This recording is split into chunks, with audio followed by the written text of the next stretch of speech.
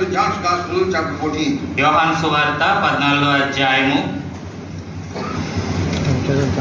First 3 verses. మొదటి 3 వచనాలు.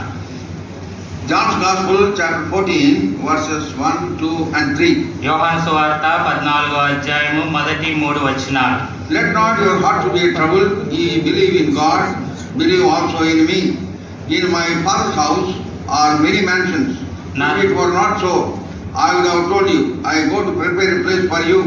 And if I go to prepare a place for you, I will come again and receive you unto myself, that where I am, there ye may be also.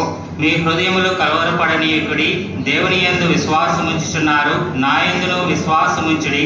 నా తండ్రి ఇంట అనేక నివాసములు కలవు, లేని ఎడల మీతో చెప్పుదును. మీకు స్థలము సిద్ధపరచ వెలుచున్నాను. నేను వెళ్ళి మీకు స్థలము సిద్ధపరిచిన ఎడల నేనుండు స్థలములో మీరుండులాగున మరలా వచ్చి నా యొద్ద ఉండుటకు మిమ్మల్ని తీసుకుని పోయేదను. May our living and loving Savior bless the reading and meditation of His precious word to all of us. మన జీవం కలిగిన సజీవుడైనటువంటి దేవుడు యొక్క వాక్య ధ్యానమును మనందరికీ ఆశీర్వాదకరముగా చేయనుగాక. These are the words of the Lord Jesus Christ. ఈ మాటలు యేసు ప్రభువారు చెప్పినారు. What did He say? ఆయన ఏం చెప్పాడు? Let not your heart be troubled. మీ హృదయమును కలవరపడనీయుడి. He has not left us alone on this planet. మరి ఈ యొక్క భూగోళంలో ఆయన మనల్ని ఒంటరిగా విడిచిపెట్టలేదు. He ascended into heaven. ఆయన పరలోకానికి ఆరోహణమైనాడు. And is seated on the right hand of God. తండ్రి యొక్క కుడి పార్శ్వాన ఆయన కూర్చున్నాడు. And He is interceding for us.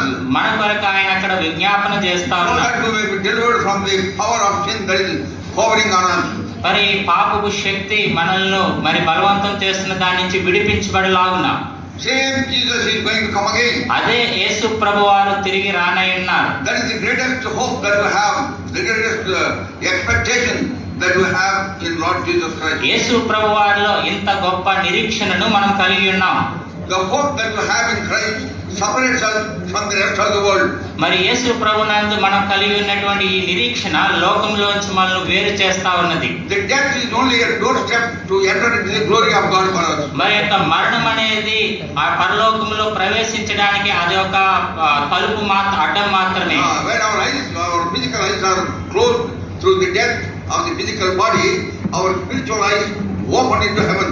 కాబట్టి మన భౌతికమైన నేత్రాలు, మన శరీరం యొక్క నేత్రం మూయబడినప్పుడు ఆత్మీయమైనటువంటి నేత్రాలు తెరవబడతాయి, మనం పరలోకంలో ప్రవేశిస్తాం. What a wonderful hope that we have. ఎంత గొప్ప నిరీక్షణ మనం కలిగి ఉన్నాం. Remind ourselves again and again that we are special people in this world. ఈ లోకములో మనము ప్రత్యేకమైనటువంటి ప్రజలమని తిరిగి తిరిగి మనం జ్ఞాపకం చేసుకోవాలి. That's why we need to and we ought to maintain that dignity and decorum of our spiritual life. ఆ కారణాన్ని బట్టి మన యొక్క ఆ యొక్క పరిశుద్ధతను మనం కాపాడుకోవాలి. That dignity, hundakanam. ఆ యొక్క హుందాతనాన్ని మనం కాపాడుకోవాలి. We are not different people. మనము మరి ప్రత్యేకమైనటువంటి ప్రజలం. And the question is, do we live that different? మరి ప్రశ్న ఏంటంటే ఆ ప్రత్యేకమైన జీవితాన్ని మనం కలిగి In ఉన్నాము. an occasion like this, you have to remind ourselves. మరి ఇటువంటి సందర్భాల్లో మనం జ్ఞాపకం చేసుకోవాలి. Any bereavement in the family is a great warning and it is a great reminder of our temporariness in this world.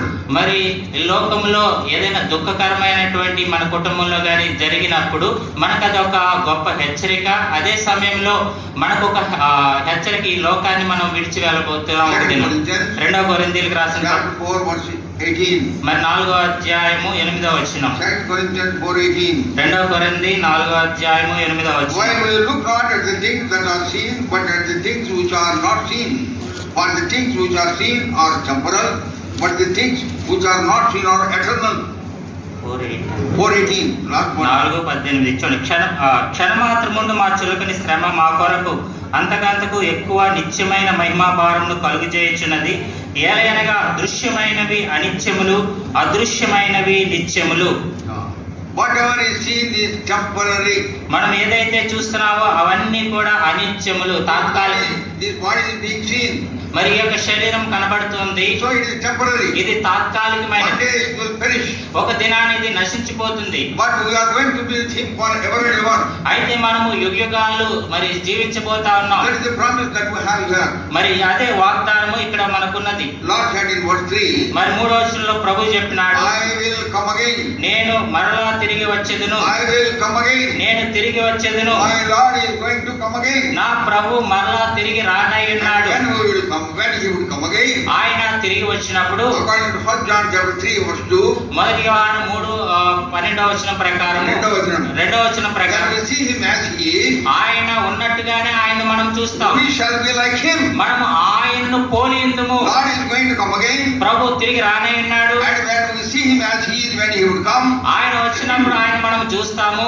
we shall be like him. మనము ఆయనను పోలియుందుము. We shall be like him. మనము ఆయనను The పోలియుందుము. image that we have lost in the Garden of Eden, we are going to regain it by the power of the living God. మరి ఏదైతే మహిమ ఏదైనా తోటలో కోల్పోయినామో ఆయన వచ్చినప్పుడు తిరిగి ఆ యొక్క పరలోకపు మహిమను మనం పొందుతాం. That is the great expectation that we have. మరి ఇదే గొప్ప నిరీక్షణ మనం కలిగి ఉంచున్నాం. We will have this.